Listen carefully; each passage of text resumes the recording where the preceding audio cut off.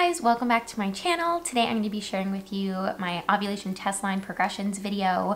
If you are new here, my name is Erica. My husband and I have a 2-year-old son and we are currently TTCing for baby number 2. So this past month I was obviously tracking my ovulation, and one way that I like to do that is by taking test strips, and I did that this past ovulation window to show you guys so that you could see what ovulation tests look like from before you have your LH surge to after. If you're wondering, I use the easy at home ovulation test strips. I will link them down below. I got them in like a pack of I think 50 ovulation tests and 20 pregnancy tests. So yeah, let me flip the camera around and we can go through my tests, and I will show you in case you are brand new to using ovulation tests. They are definitely different than pregnancy tests.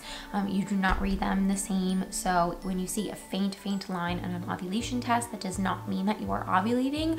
Whereas on a pregnancy test, if you see a very faint line, that does in fact mean that you are pregnant. It is positive. Whereas an ovulation test wouldn't be considered positive if there were a faint line.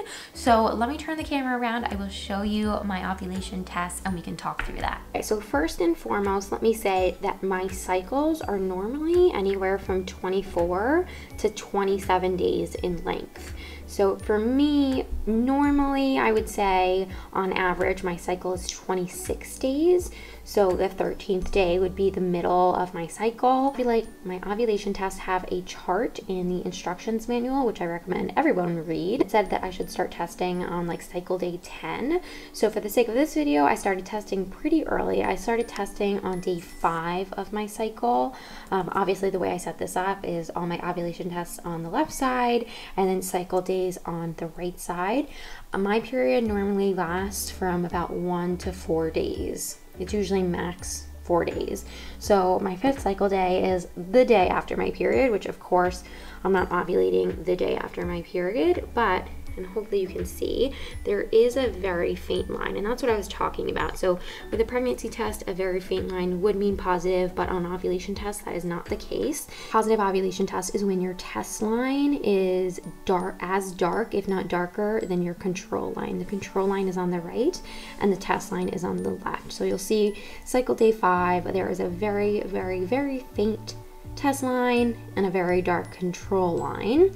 Cycle day 6, we start to get a little bit darker of a test line. Let's see if I can zoom you guys in without having this go. There, that's as close and I think I can get you. Cycle day 7, the line starts to get a little bit darker. Cycle day 8, a little bit darker. Cycle day 9, and then cycle day 10. Cycle day 11 and 12, I believe it was cycle day 12 that I had peak ovulation. I did not take a digital test to confirm this month, but on cycle day 12, my test line is as dark as my control line. Cycle day 11, my test line was getting there, but it wasn't until cycle day 12 that it was as dark as my control line. And then it started to fade cycle day 13 and cycle day 14. And then again, because my cycle is anywhere from 24 to 26, 27 days in length, and it's very consistent on a monthly basis, I knew, and just like how internally, like from my ovulation symptoms, I've made a lot of videos on my ovulation symptoms, so definitely check those out. But I knew after cycle day 12 that I was no longer ovulating and that we were entering the next phase of my cycle. So that is my test progression. Let me know down below if you have any questions.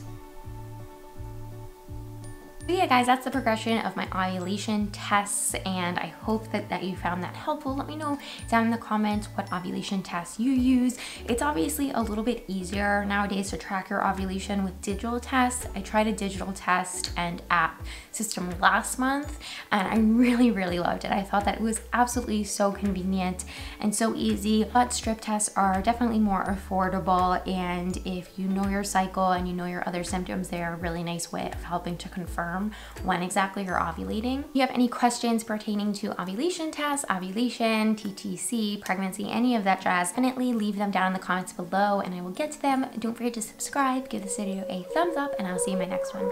Bye guys.